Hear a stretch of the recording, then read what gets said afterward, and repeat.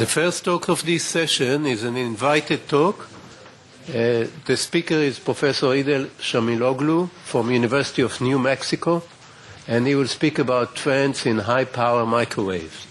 Please, just use this, and can you... All right, good morning, everyone. I'd like to thank the organizers for inviting me, and I believe probably Levi Schachter recommended this title, so that's the title I placed on the presentation. It's good to see a lot of old friends that I haven't seen in several years, so again, thank you for this. So I'm going to talk about, so here's the abstract, you can read it, and basically this is my personal view on where I see the field of high-power microwaves evolving over the next decade or so. And a lot of times when you look to the future, the first thing you do is you look to the past. So before I give you my interpretation of where I think things are going, I'll review what's happened in the past. So, of course, I should acknowledge my sponsors. This is a very strange thing. I'll acknowledge my sponsors. My two biggest sponsors are the Air Force Office of Scientific Research and the Office of Naval Research. And, of course, I owe a debt of gratitude to my team, and my team is getting bigger. I have senior folks, and I have a lot of students, and they pretty much do all the work. So my outline is simple. I have a lot of slides, but I promise I'll be done by 11:40. So first, let's go back and look at history. So this is from the November 2003 issue of the IEEE Spectrum that, used this term. Let's review definitions. So high power microwaves, fairly imprecise term. I put the bounds on spanning from about a gigahertz to the terahertz, and what's important is that the frequencies across this scale as power times frequency squared. So we're talking about sources of electromagnetic radiation that are generated by high perviance electron beams interacting with electrodynamic structures. But high-power microwaves can also mean high-power wideband sources that have no electron beams. It can also mean nonlinear transmission line sources that neither have electron beams nor need a vacuum. But the focus of the presentation is on intense beam-driven sources.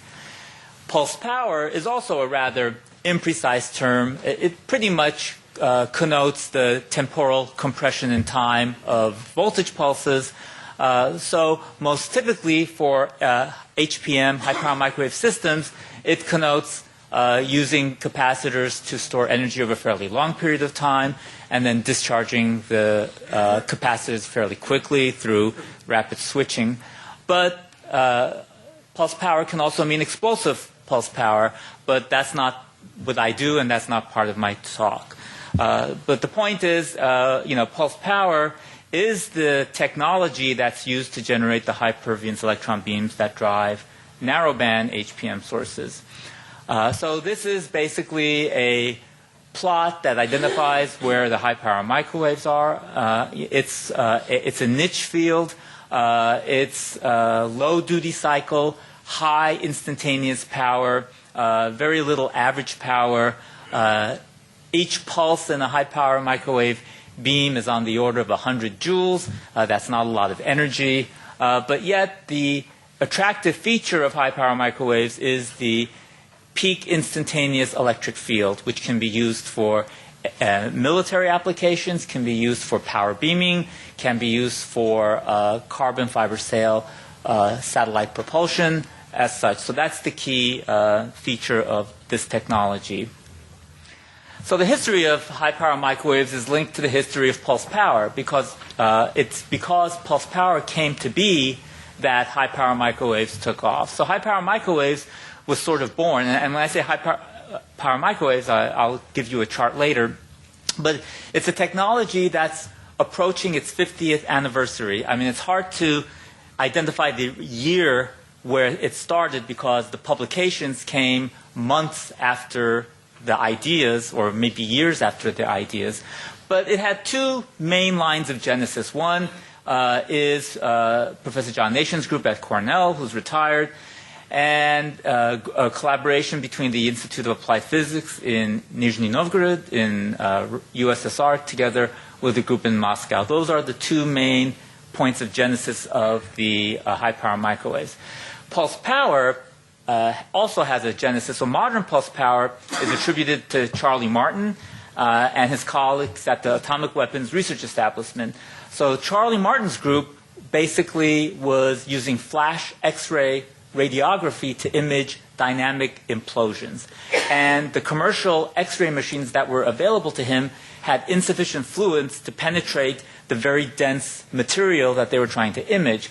So Charlie's group went on a tangent and built a parallel plate Bloom line to generate several megavolts of energy, but instead of having several megavolts of energy with 1 to 10 amps of current, they generated several megavolts of energy with kiloamperes of current. So then what happened is when this technology, pulse power technology, that came from AWE and it came to the US, it came to NRL, Naval Research Lab, it came to Cornell. My advisor was Dave Hammer. Dave Hammer spent time with Charlie Martin building the Bloom line, and then he brought the Bloom line to Cornell, and then they started doing E-beam experiments. And then John Nation, did the math. He said, okay, if I have a megavolt beam with 10 kiloamps of current, that's 10 gigawatts of power, and if I can convert that to RF with 10% efficiency, that's 1 gigawatt. So that simple math is what triggered the idea for moving forward. And so the initial HPM sources revisited traditional microwave tubes, except instead of having very low current density beams, they used high current density beams. And if you ever go to London, there's a park that has a bench that the British government put in memory of Charlie Martin, commander of the British Empire. So the historical development is as follows. So prior to World War II, you had the development of radar, you had the backward wave oscillators, you had the magnetron, you had these devices, and this is the PF squared scaling as a function of decade of this technology. And notice that this sort of saturated with the key achievements of the Slack-Klystron series. So this was the domain of the electrical engineers. If you were an electrical engineer in the United States in the 1950s, you studied vacuum tubes. That was the main line of study. It was only in the late 50s, after the appearance of the transistor, that the curriculum in electrical engineering programs totally changed. Today, there's no university in the United States that teaches anything to do with vacuum electron tubes at the undergraduate level. It's only at the graduate level where you see that. So then pulse power came to being, in the mid to late 60s, and then all of a sudden you have this new lineage of microwave sources. And so this branch of evolution are the intense beam-driven relativistic devices, and that's the domain of the plasma physicists. So my background is in plasma physics. John Nation was a plasma physicist. So why plasma physicists and not double E's? So the reason is the currents associated with these beams are so high that the self-fields are so strong that whereas in the early 50s to model a simple TWT, it might be adequate to use single particle theory for an electron and then maybe have a space charge factor to throw in to account for some higher currents, whereas these animals are totally inadequately described using single particle theory. You need a more comprehensive approach, that either a kinetic approach, a fluid approach, and that's what plasma physicists are good at. They understand space charge and they understand beam wave interaction. So that's why this community, the HPM community, was actually led by the plasma community. So how do these devices work? Very simple principles. Electrons that move at constant velocity do not radiate, so you need to change the momentum of an electron to radiate. So that's what you do. You take an electron and you change its momentum as a function of time. You can do it coherently or incoherently. We like to do it coherently because if you do it coherently, then if you have n electrons, then your power scales as n squared. So coherence is a great thing. Contributions from the electrons, bunching reinforces the original electromagnetic radiation. And this is, in a nutshell, how these devices work. So now to history. So the original players were the USSR and the United States. And I call this the initial phase of HPM source development. That's the HPM power derby. This was the era starting in the late 60s up until the early 90s where, you would go to a conference, you would go to a Beams conference, and, the Soviets say we achieved 400 megawatts, at 10 gigahertz. The next year, the Americans say we achieved 450 megawatts at, this frequency and this and that. And then the Americans say we don't believe your measurements. They say we don't believe your measurements. And of course, back then, the measurement capabilities were not as sophisticated as they are today. So probably they really didn't know what they were generating because the instrumentation really wasn't that good. And that's the era of the big machines, okay? So this is the gamma accelerator, which is still there at the Institute of High Current Electronics in Tomsk. This is not a giant, this is an average person, but this is a huge machine. And this was reported to have generated over 10 gigawatts of power at near L band.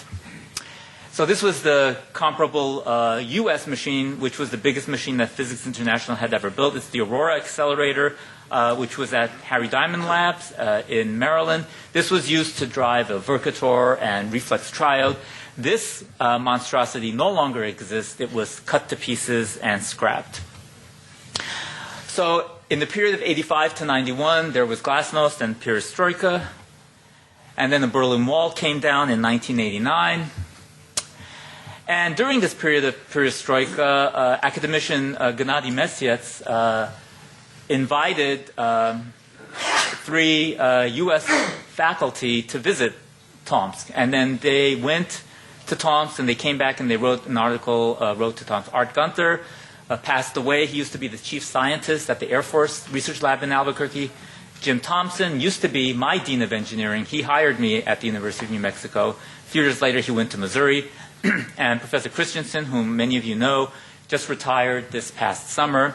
So the 3 of them visited Tomsk. And this, you have to understand that Tomsk was a closed city. And so this was sort of a big deal. And, they went there and they basically said, it's a changing spirit. The Russians are doing great things in pulse power. Collaboration is in the air. Life is good. And then academician Mesietz came to New Mexico in 1991 for an ISDE-IV conference in Santa Fe, which I was a co-organizer of.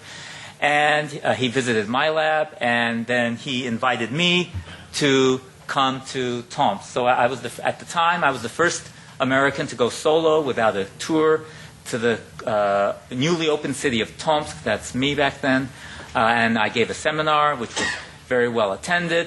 And basically, with my, I studied Russian in high school and college, so with my limited Russian, we negotiated a contract in Russian where the Air Force gave us money to purchase a CNES accelerator from them. We did this negotiation, and then the thing arrived. So then in 1991, so I went in October 91, in December 91, the Soviet Union ended. And in June 1992, the CNES accelerator arrived. This was one of my master's students at the time, Todd Park, good-looking Air Force officer type guy, but he wasn't in the Air Force. So anyway, this accelerator was a workhorse for us because it allowed us to take, we took as many as 600 shots a day with this single shot. We don't even rep rate it because it's at a university. We don't have very good radiation shielding. Okay, so that was the first phase. The second phase is the mid-1990s. In the second phase of HPM development, pulse shortening reared its head, and virtual prototyping emerged as a vital tool. So this is a workshop that the U.S. Air Force had hosted in Edinburgh, Scotland. Some of you are here, in this photo are here. So this was in Edinburgh, and this was, again, in the spirit of collaboration and glassnotes to bring together scientists from the U.S. and Russia and the former Soviet states to basically address this issue of pulse shortening. So what's pulse shortening? At the time, the holy grail in the United States was we want a microsecond of high-power microwaves at 1 gigawatt. So if you do the math, that's 10 kilojoules. That's what they wanted.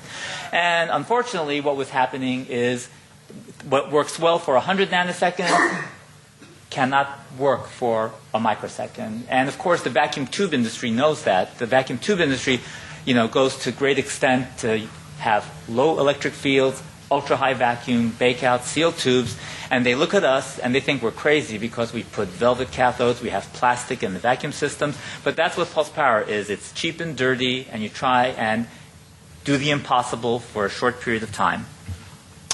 And at that time, my group was also investigating pulse shortening, and we did the first experiment where in a backward wave oscillator that was fairly long pulse, we put a laser interferometer down the throat. It was a very complicated experiment to do, but we were able to measure the evolution of plasma in this device. And what we noticed, basically, without getting into too much detail, is there are two types of plasma that takes place. So basically, you can correlate the more the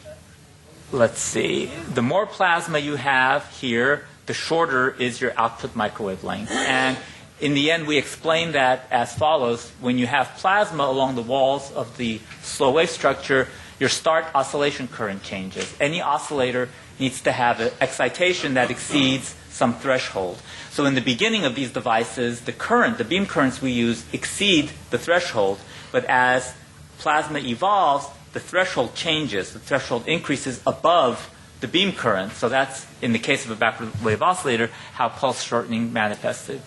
And also, that is when there was a very definite paradigm shift. Prior to the mid-1990s, the experimentalists were king, and the computationalists were in the back of the bus.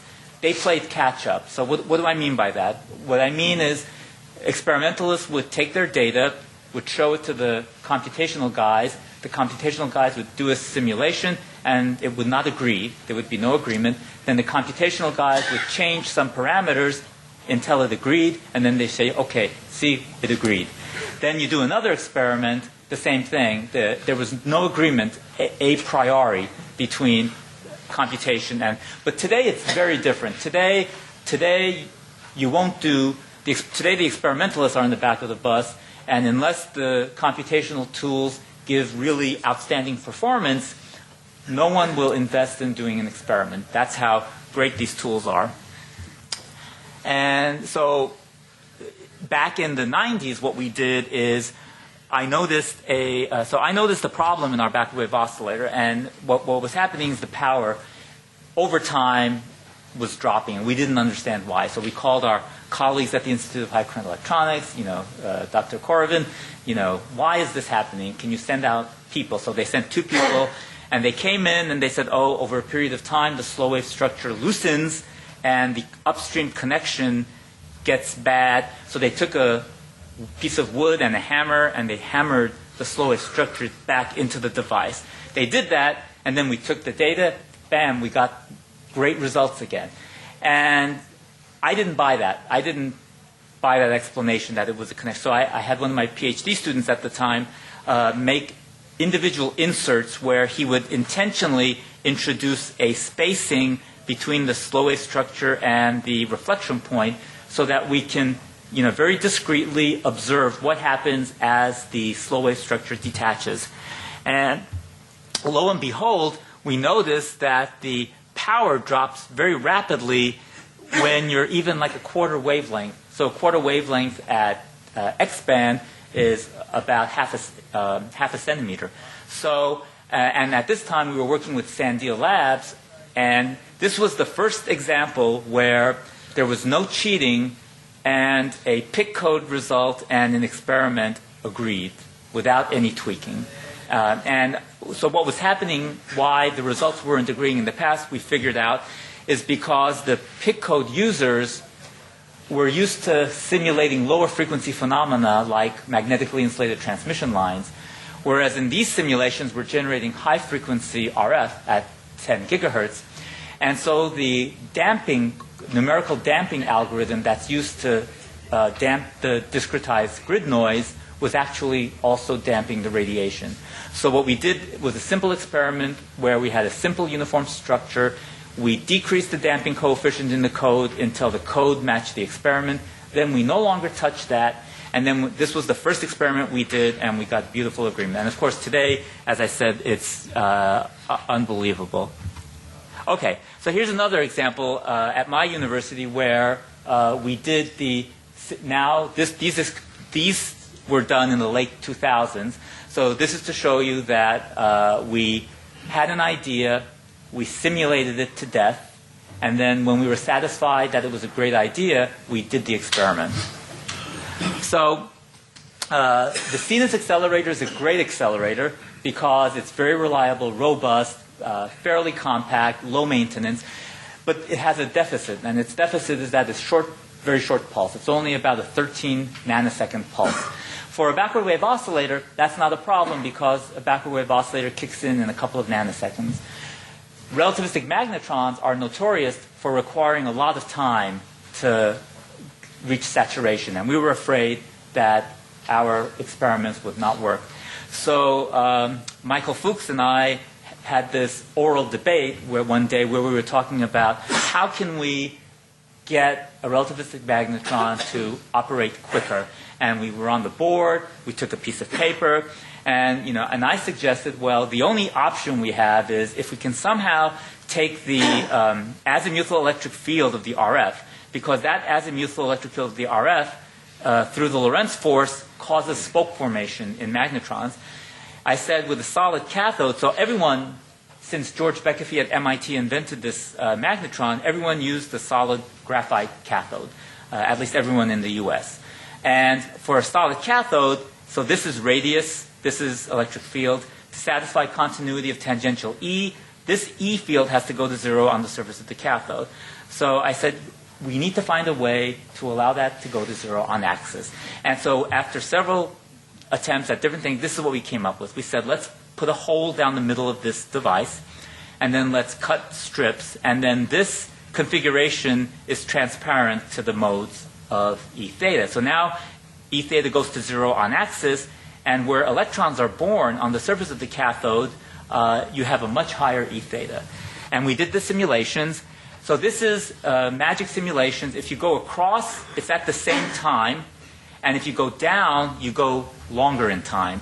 So this is comparing our solid cathode here, which says by 20 nanoseconds, this is the spoke formation you get. Our competition at the time was Ron Gilgelbach at Michigan, where they independently came up with what they called cathode priming. With cathode priming, they used a solid aluminum cathode, but then they used a laser projection ablation lithography to make the surface rougher in 6 discrete regions. And this works better than the solid cathode. But in our case, we completely got rid of all material in the middle such that the electric field can penetrate and go to zero. And as you notice here, by 6 nanoseconds, we have a fully formed spoke and very good results. And then we built it. This is our CNIS accelerator at UNM. This is the Helmholtz coil. The magnetron itself is about the size of a can of Coca-Cola in the middle here. And in computation, we predicted 10 times the power with a transparent cathode, and in experiment, we got 10 times the power. And in experiment with a transparent cathode, we had single mode operation, no mode competition. With the solid cathode, the A6 magnetron is notorious for mode competition, and the discrete emitters of the cathode suppress, with the right magnetic field value, mode competition. Okay. I need to move. So As I said, in phase one, there was just the Soviet Union and the U.S. Today, there are dozens of countries. So I'm just going to highlight some key advances in Russia and China. So, and again, this is my opinion, so don't get insulted. In my opinion, the leading groups are at the Institute of High Current Electronics and the Institute of Applied Physics in Nizhny Novgorod. This is not new. This is early 1990s, but this is a collaboration between Moscow, Institute of Electrophysics, Institute of Applied Physics, and Institute of High Current Electronics, where using a CNS accelerator and a high-power microwave source, they were able to make a unique short-pulse radar that had the advantage that it can detect low-altitude aircraft, even flying above trees. So this is new. So this is a couple of years old. This is in High Current Electronics Institute. What they're doing is they're taking a pulse-forming line from a high-power pulse power source. They're splitting the line, and they're independently driving two separate oscillators. And they're able to get them in phase coherence. And with this, you get n-squared scaling, because that means if you have 1.5 gigawatts coming out of one source, if you have four sources, if you get n squared, then you can get 24 gigawatts. So 24 gigawatts out of something like that compared to 15 gigawatts out of something like this. So phase coherence, which has a very soft requirement on phase, is a very important topic. Nonlinear transmission lines are important too. Nonlinear transmission lines basically are soliton-like generators. You can derive a Korteweg-de Vries equation for an RC ladder circuit. Here, instead of using an RC circuit, they're using LC circuit. This is a magnetic line. You take a nonlinearity, you take a flat rectangular pulse, you put it down this line, and it synthesizes oscillations that look like sinusoidal oscillations. They're actually not purely sinusoidal, but you're not doing radar with this, you're doing other things with this, so it's actually quite adequate. And in China, the two top institutes are the Northwest Institute of Nuclear Technology. In 1 year, they purchased a CNS accelerator from Tomsk, and within a year, they cloned it completely. They came up with a dual-frequency MILO. So what they're doing is multispectral sources. So they think that it's good for an HPM source, instead of having one frequency, to have multiple frequencies. And there's the National University of Defense Technology in Changsha. And here's an example where in a MILO, they have a MILO that has a coaxial MILO and even a MILO in the beam dump. So this device at the same time generates 8 gigahertz and 10 gigahertz. And by tuning those devices, you can tune them. Thank you. Okay, I'll skip this. So these are my ideas for where things are going. So in HPM development, phase coherent sources, multispectral sources, novel cathode topologies, materials, new beam wave interactions for effects. So this is an important buzzword now in the United States, effects-driven source research. So in other words, instead of just generating an oscillator that gives you a gigawatt of power, maybe it's better to have an amplifier, because you can take a crazy waveform at low power, put it through an HPM amplifier, and have a high power crazy waveform. And that's what we're working on now. So last year we were awarded a large multi-university research initiative grant, and we're working with, so UNM is the lead. We've got MIT, Ohio State, Irvine, and Louisiana State. This is our first idea. So the idea is to study metamaterials. And this is a metamaterial-like structure where we use a complementary split ring resonator to give negative mu. And we put it in a waveguide that's below cutoff. And below cutoff waveguide is not the same thing as negative epsilon, but it mimics it. So it gives you similar behavior, except the pointing vector is not reversed as it would be for a negative epsilon, negative mu.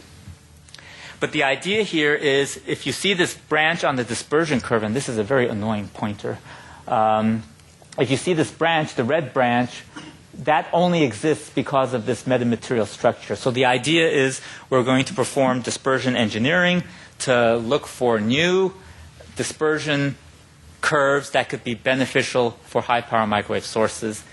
Those are my conclusions. You can read them.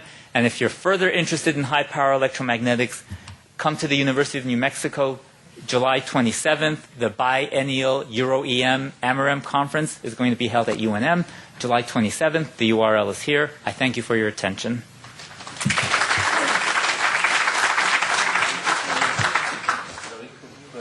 Review and questions. Yes. Besides radar for low-flying aircraft, what are the applications for high-powered microwaves? So I would say the number one application is military. So what it is, the military application is this. So a year ago, there was the big splash with, this is called CHAMP, C-H-A-M-P. They put a HPM source in a unmanned flying aircraft, and this thing can fly. And if you can put enough power at a distance, you can disrupt communications. And that's the number one application that the Air Force is interested in. But microwave power beaming is an important application if you want to have an array of solar satellites to get the power down to Earth efficiently. You would do that. There is a microwave rocket that DARPA has funded, which is a rocket that you basically put in orbit and then put an HPM beam from Earth, and that gives it the ablation and the kick to propel it out. So, but it's a niche application. It's an application where you don't need high average power, but you need high peak power so that the square root of the high peak power gives you a very high electric field.